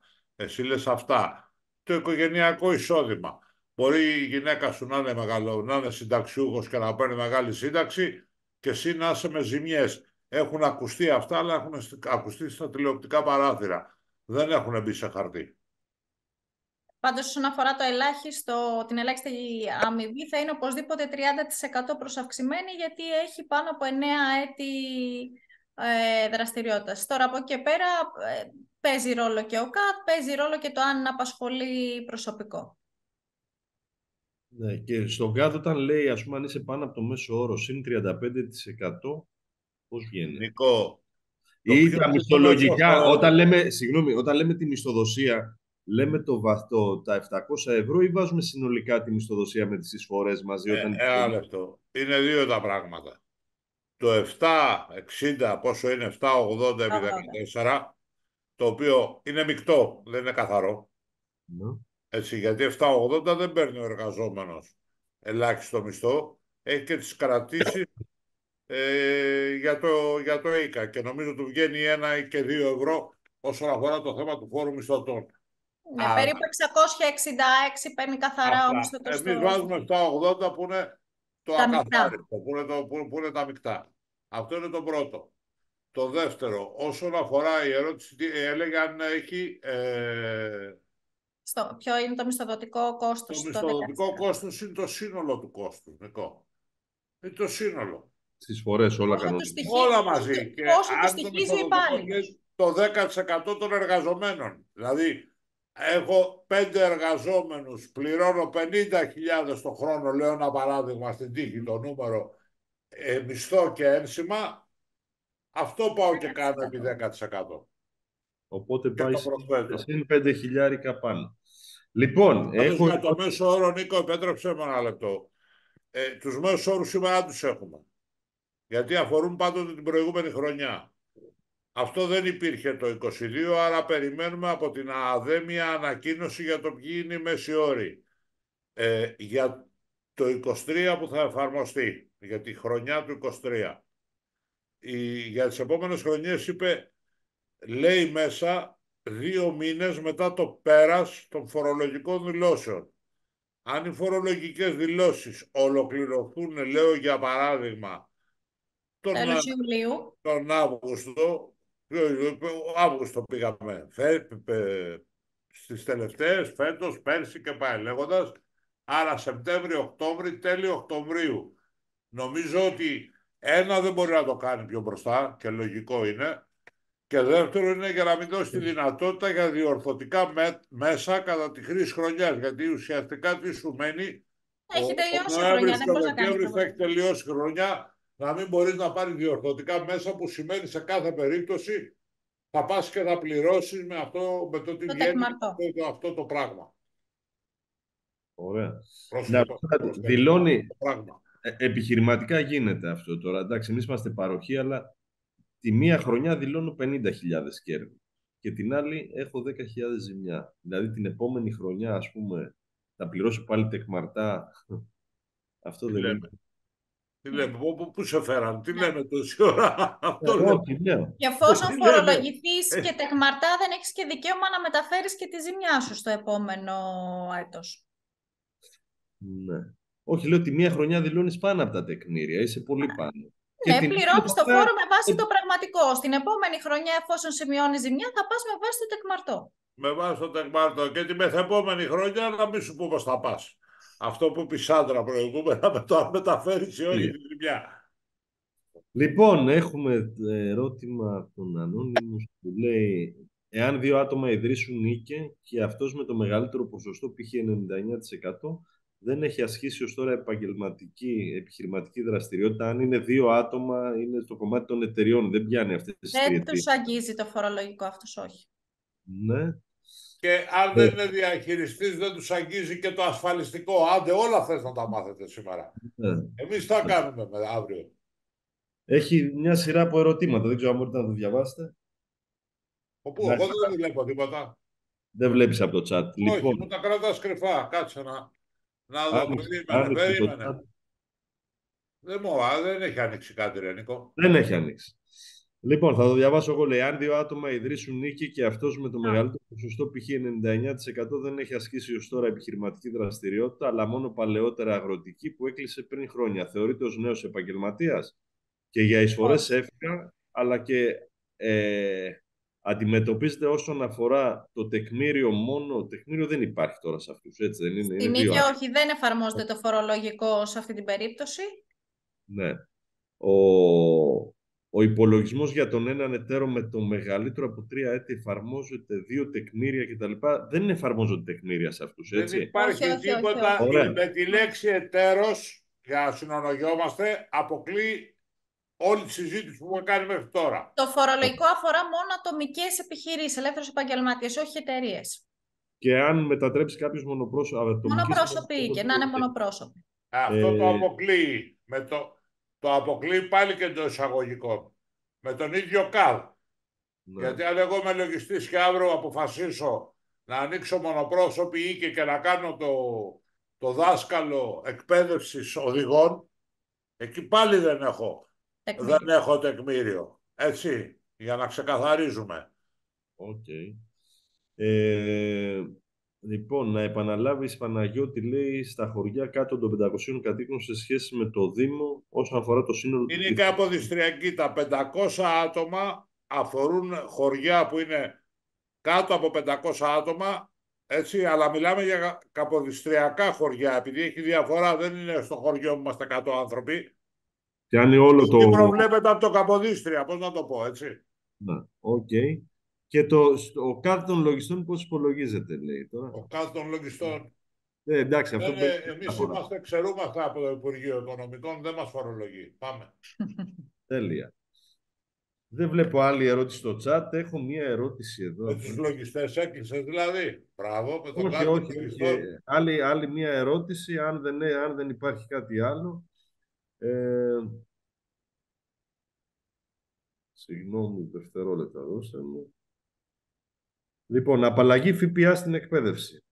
Όπως και στα υπόλοιπα επαγγέλματα που αφορούν την εκπαίδευση. Χθες μια συζήτηση που είχαμε με τον συνάδελφο στο Σπύρο του Σταυρούλια, μίλαγε για την επαγγελματική εκπαίδευση, ότι ό,τι είναι επαγγελματικό έχει μηδενικό ΦΠΑ, για τα υπόλοιπα. Νίκο. Τα φροντιστήρια, ας πούμε. Νίκο. Ναι. Νίκο. Ναι. Σε ακούω. Υπαρχία σχολή, φροντιστήρια σχολή, καράτε.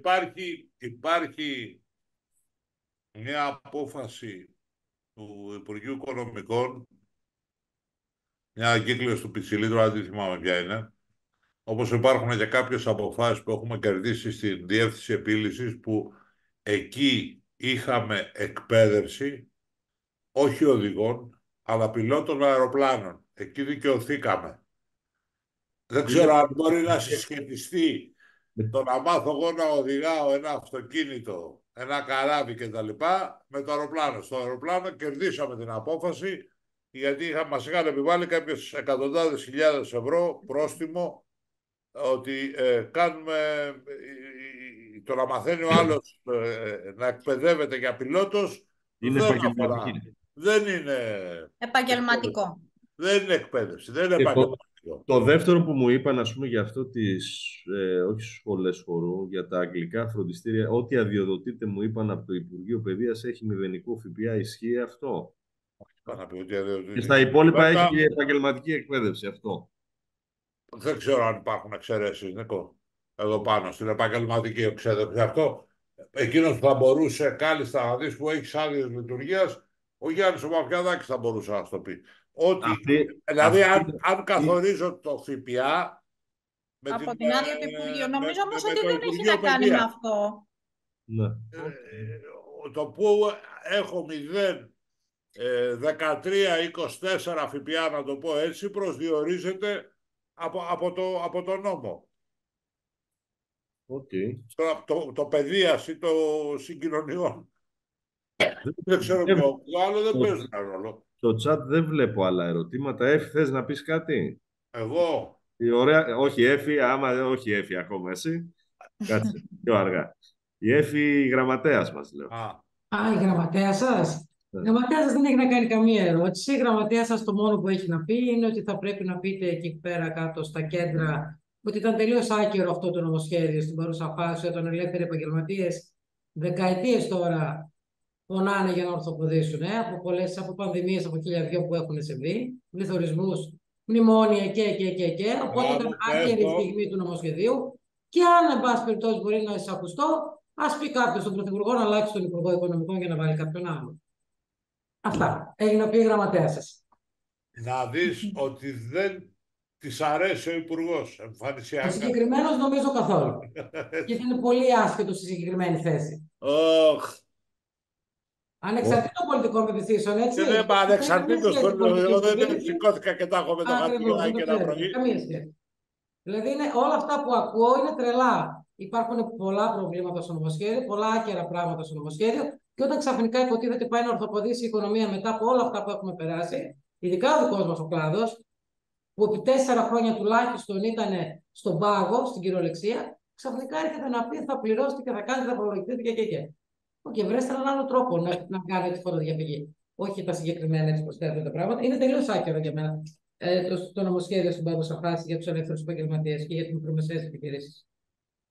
Οι οποίοι προσπαθούν πραγματικά να ορθοποδήσουν και ίσα-ίσα ξεκινάμε να ορθοποδούμε και κάποια στιγμή να γινόταν και οι αλλαγές στο νομοσχέδιο το φορολογικό. Και όχι μόνο. Δεν είναι μόνο αυτό, ότι σε αποκλείουν και από όλα τα χρηματοδοτικά εργαλεία, να πούμε και αυτό. Ακριβώς. Και το λέω που εγώ εδώ και ένα χρόνο τουλάχιστον ας πούμε ήμουν τυχερή, γιατί έχω κάνει μια οίκια. Οπότε από το 2022 δεν είμαι μέσα τώρα, αλλά είναι πραγματικά άδικο για όλους τους ελεύθερους επαγγελματίες με τις ατομικές επιχειρήσεις αυτή τη στιγμή. Ο Γιώργος ο Βασιάκος μου λέει ότι δεν μπορεί να γράψει στο chat. Θες να μου το στείλει σε μήνυμα εμένα, Γιώργο, να το μεταφέρω? Γιατί δεν μπορεί να γράψει αυτό? Δεν ξέρω. Ίσως κάνει κάτι λάθος. Στείλ το με εμένα σε μήνυμα, Γιώργο, και θα το μεταφέρω στη συζήτηση. Εγώ θέλω να ρωτήσω έτσι, μέχρι να μου στείλει και ο Γιώργος το μήνυμα. Τι θεωρείτε μαχητό ότι μπορεί να πέσει από εκεί? Εντάξει, υπάρχει... Εγώ βλέπω ότι ας πούμε έχουν κάνει εγγραφή στον προϋπολογισμό 600 εκατομμύρια και υπολογίζουν να πάρουν περίπου 1.000 πάνω από τον καθένα. Δηλαδή, άμα το διαιρέσουμε... Δεν είναι το 1.000 πάνω από το καθένα. Είναι και το ΦΠΑ. Οι προσπαθούν, όπως πολύ σωστά είπε η ΕΦ προηγούμενα, προσπαθούν να επιβιώσουν, που ουσιαστικά θα τους κλείσει.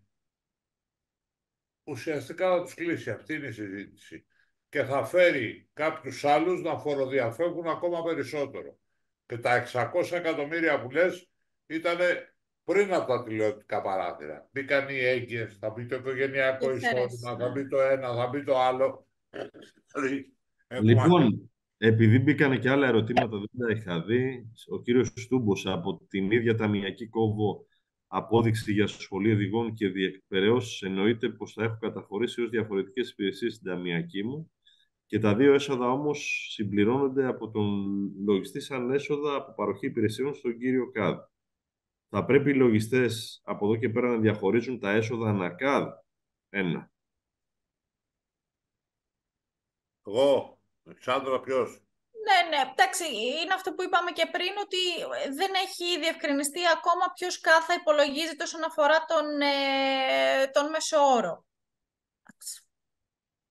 Λοιπόν, ο Σαράτος λέει, οπότε αν δηλώσει κάποιος ότι το Β το θέλει για επαγγελματική χρήση, δεν αποδίδει ΦΠΑ. Δεν νομίζω, Σαράτο. Μόνο στα επαγγελματικά αυτό έχουμε τώρα. Ο Φώτης ο Στούμπος, που μπορεί να γράψει ο Βασιάκος, μου γράφει εκεί. Με Β κατηγορία τους δηλώνουν ως οδηγούς, μου λέει ο Σαράτος. Δηλαδή κάποιος που θέλει με Β κατηγορία να γίνει οδηγός, να δουλέψει, δεν μπορεί, όχι. Το ΦΠΑ ισχύει μόνο για τα Δεν θα πει, ρε επαγγελματικά. παιδιά, οδηγός και... Όχι, όχι. Στα επαγγελματικά μας έχει απαλλαγή, αλλά για φορτηγό, λεωφορείο, νταλίκα και στα θεωρητικά μας. Τι πάει να πει Β κατηγορία, δεν πάει το ΦΠΑ με την κατηγορία, το είπαμε, δεν πάει με το Υπουργείο Παιδείας. Υπάρχει συγκεκριμένα στον νόμο που λέει φορτηγά, λεωφορεία εκτός. Okay. Το κύριο Βασιάκο, περιμένω, δεν έχεις γράψει. Εδώ λέει στο Q και Α μπορείς να γράψεις, όχι στο chat, λέει. Για να δούμε στο Q και Α. Πού είναι το Q και Α.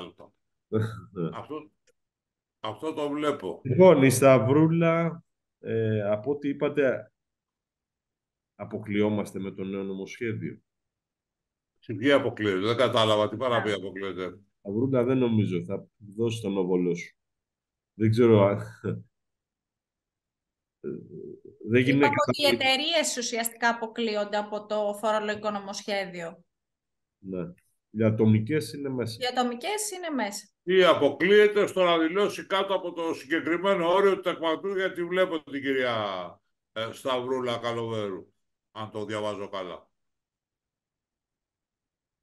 Το Β κατηγορία το είπαμε. Ναι. Γιώργο Βασιάκος, δεν σε βλέπω. Πάλι για το Β. Πάλι για την ταμιακή μηχανή το είπαμε. Θα γράψει ο Γιώργος τώρα. Ναι. Με τις ταμιακές μηχανές έπρεπε μέχρι 17 Νοεμβρίου να έχουμε δηλώσει κάτι να έχουμε κάνει. Έτσι. Πότε βλέπετε να ολοκληρώνεται η διασύνδεση? Τα POS, όχι τις ταμιακές. Ναι, τα POS, sorry. Να δηλώσουμε το να επιβεβαιώσουμε να κάνουμε διορθώσεις για τα POS, αυτά που έχουν αναρτηθεί από τις τράπεζες στο Taxisnet. Πότε βλέπετε να ολοκληρωθεί η διασύνδεση αυτή, ταμιακών με POS? Έχει βγάλει μια ημερομηνία για 29 Δευτέρου. Αυτή την ημερομηνία την έχω ακούσει καμιά δεκαριά φορές. Πάντως, οι μηχανογράφοι, να το πούμε έτσι, δεν έχουν καν πρωτόκολλο για να συνδέσουν τα POS με τις ταμιακές. Οπότε δεν ξέρω αν θα ισχύει αυτή η ημερομηνία. Μπορεί να πάει 29 Δευτέρου του 25 η σύνδεση. Όχι του 24 που είναι δίσεκτο. Λοιπόν, πάμε Νίκο, πες τι.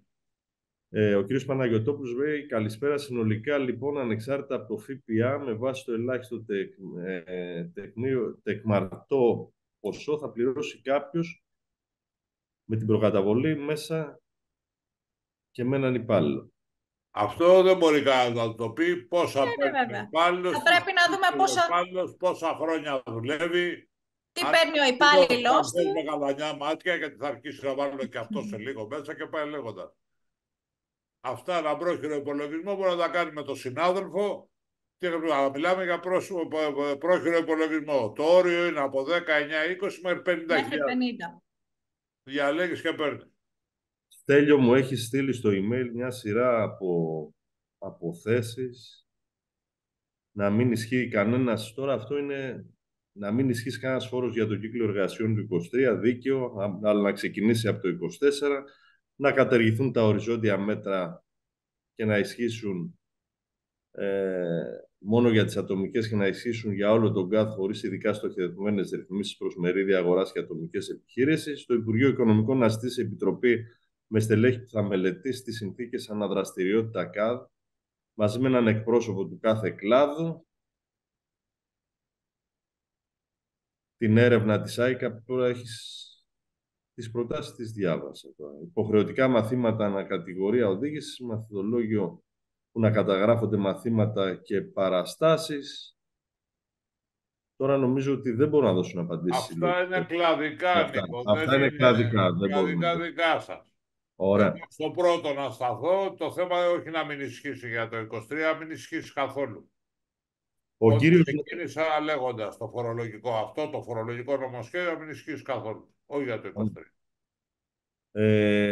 Ο κύριος Νίκος λέει πήγε να πει ότι θα αποκλειστούμε από τη δυνατότητα να πάρουμε κάποιο πρόγραμμα.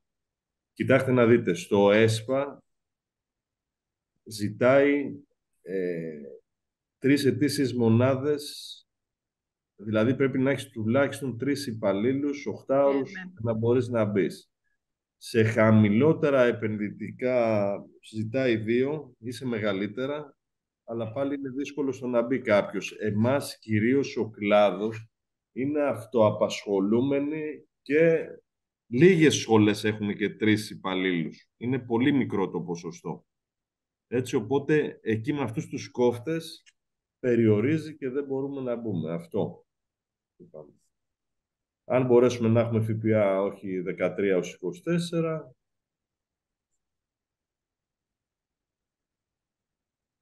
αυτά. Είπαμε τι γίνεται με το ΦΠΑ. Δεν βλέπω κάτι άλλο. Ο Ασιάκος δεν μου έστειλε κάτι, ο Γιώργος, να το διαβάσω. Δεν πειράζει, να το απαντήσουμε άλλη ώρα του Γιώργου. Ωραία, και ό,τι ερωτήματα, αν κάτι δεν έχει... Παίρναμε ο Γιώργος με παίρνει μισό λεπτό να το απαντήσουμε. Όχι, απάντησέ του και πες μας τι θέλει. Και ό,τι ερωτήματα θέλετε να στείλετε στο site της Ομοσπονδίας, στο email και θα τα ρωτήσουμε. Λοιπόν, Γιώργο μου, πού. Περίμενε Γιώργο, Ναι, ωραία. Η ερώτηση γίνεται σε σχέση με τα μαθήματα που γράφουμε στα βιβλία, αφού ουσιαστικά δεν είναι θεωρημένο από την εφορία, πώς αυτά διασταυρώνονται ως αποδείξεις κατά την πληρωμή. Εμείς τι γίνεται, τα βιβλία μας πλέον δεν θεωρούνται από την εφορία, θεωρούνται από το Υπουργείο Μεταφορών. Έτσι. Πώς διασταυρώνονται αυτές οι αποδείξεις με την πληρωμή? Στο φορολογικό έλεγχο, Ρενικό. Ναι. Στο φορολογικό έλεγχο. Και έρχονται και τα ψηφιακά πρόσθετα βιβλία, έτσι, ενδεχομένως και τα δικά σας να γίνουν ψηφιακά. Γιώργο, τώρα δεν ξέρω. Γιώργο, θα σου άκουμε λίγο από το... σε ένα φορολογικό έλεγχο που έγινε στη Χαλκιδική, είχαν τσεκάρει, ας πούμε, το βιβλίο.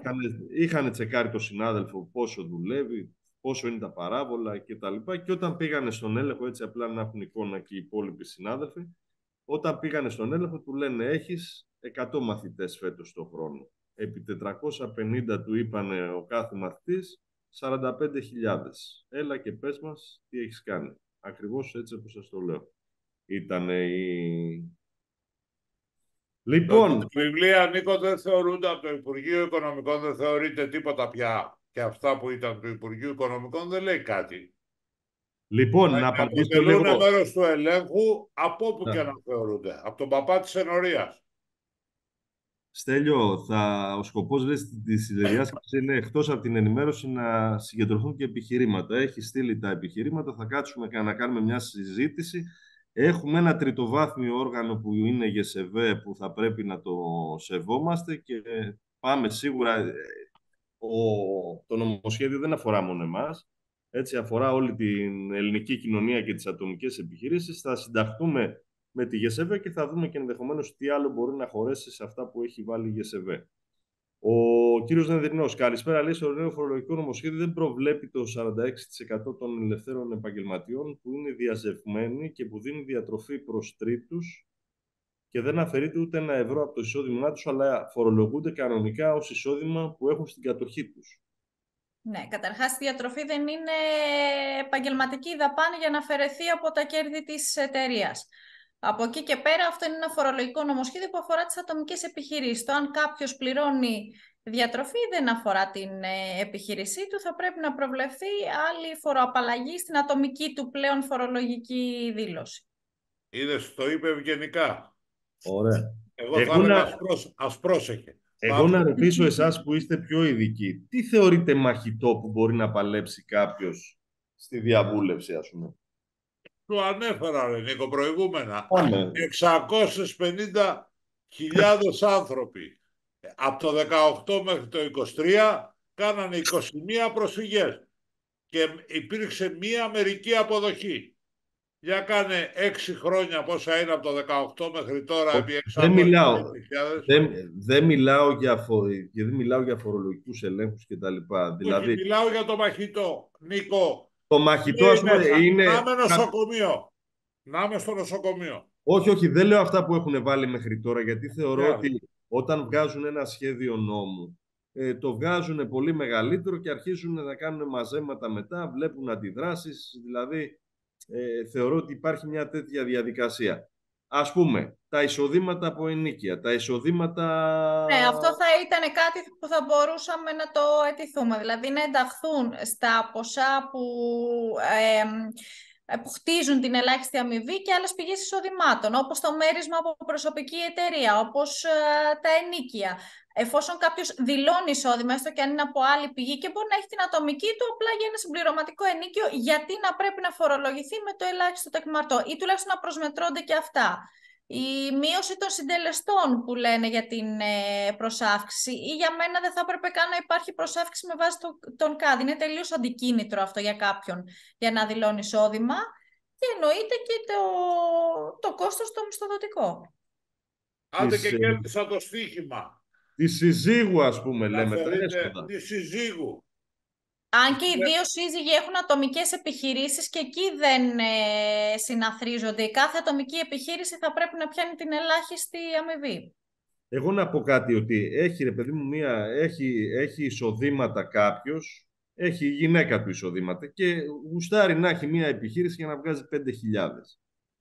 Όταν είναι πραγματικά αυτά τα 5.000, το να μην είναι μαχητό και να περιορίζει, ας πούμε, ότι πρέπει να είσαι φυλακή, πρέπει να είσαι έγκυος, πρέπει να είσαι στο νοσοκομείο, αυτό, ας πούμε, δεν πρέπει να είναι μαχητό και αυτό. Βγάζεις 5.000. Είναι πολλές επιχειρήσεις που ενδεχομένως να βγάζουν 5-7 ιντερνετικές επιχειρήσεις. Εμείς έχουμε μία αύξηση στο επιμελητήριο ιντερνετικών επιχειρήσεων. Δηλαδή μια τέτοια επιχείρηση που να βγάζει 5-7 Και ποιος θα το κρίνει, ρε Νίκο, το μαχητό?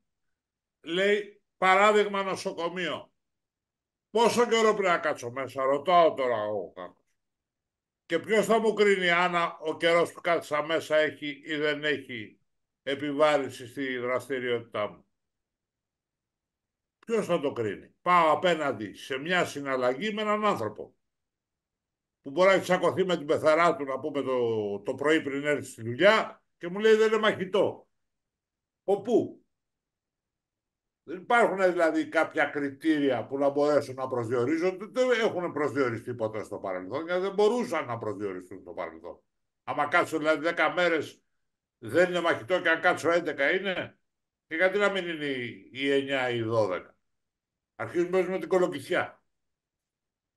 Και το αναφέρει μέσα κιόλας και το νομοσχέδιο ότι τα στοιχεία, οι εγγραφές μάλλον στα βιβλία, ότι δεν αποτελούν μαχητό τεκμήριο. Άρα πρακτικά, Νίκο, είναι αυτό που λες, ότι αν πραγματικά κάποιος έχει κάτω από την ελάχιστη αμοιβή, δεν μπορεί να το αποδείξει. Δεν είναι μαχητό.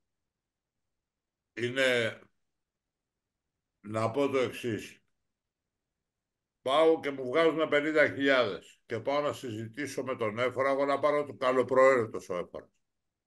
Να συζητήσω με τον Έμφορα για το μαχητό. Πες με εσύ ποιος δημόσιος υπάλληλος θα πάει και θα πάρει την ευθύνη να μου διαγράψει τις 50.000 €. Δεν μιλάω για παραπάνω. Ποιος θα αναλάβει αυτή την ευθύνη? Που αύριο μπορούν να του πούνε δεν ξέρω κι εγώ τι. Δεν θα έχει σοριδών λουκέτα τώρα, έτσι, δηλαδή μιλάμε για... Ποιος θα το αναλάβει το πράγμα? Δεν ξέρω. Η λογική γι' αυτό από την προθυμία, αυτό το πράγμα θα πρέπει να φύγει. Δεν μαζεύεται εδώ. Δεν μαζεύεται. Και σου λέω, ο πρώτος που ορίεται για να καταργηθεί το νομοσχέδιο κατά τη γνώμη μου πρέπει προχθές να ήταν μπροστά στη διαδήλωση ο Άδωνης. Αλλιώς δεν είναι. Ειλικρινά είναι ο μόνος που θίγεται. Γιατί είδες και στη συζήτηση που κάναμε στο επιμελητήριο, προσπαθεί να μαζέψει κάποια πράγματα και χοντρικά αυτή τη στιγμή θα χάσει φορές. Ναι, ουσιαστικά δεν θα εισπράξει Δεν θα αυτό. χάσει φορές.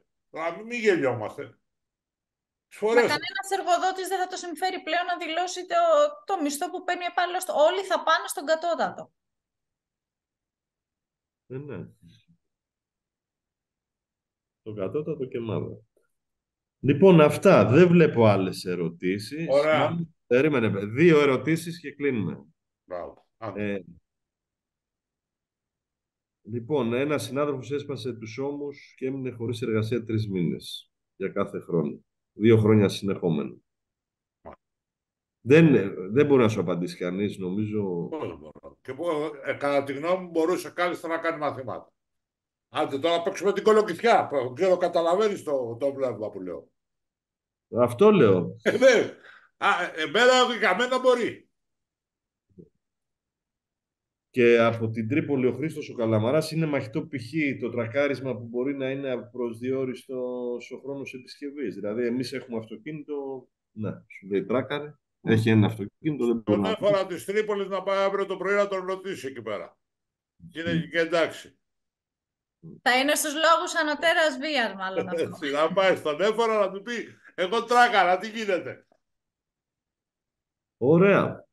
Λοιπόν, εγώ καταρχήν να σας ευχαριστήσω για την ενημέρωση και την κυρία Γεραγγέλου και τον Παναγιώτη τον Πτελή. Σας ευχαριστούμε πάρα πολύ. Αν έχουν άλλα ερωτήματα θα σας ρωτήσουμε για να τα απαντήσουν. Οι συνάδελφοι ό,τι έχουν από ερωτήματα μπορούν. Καλό θα ήταν, Νίκο, και σε κόβω, αφού το νομοσχέδιο κατέβει και έχουμε πια συγκεκριμένες τροποποιήσεις, γιατί ακόμα είμαστε διαβούλευση, τότε να ξαναγίνει μια συζήτηση που θα είναι και τελειωτική πριν πάει προς ψήφιση, ώστε με αυτόν τον τρόπο να δώσουμε και απαντήσεις και μέτρα.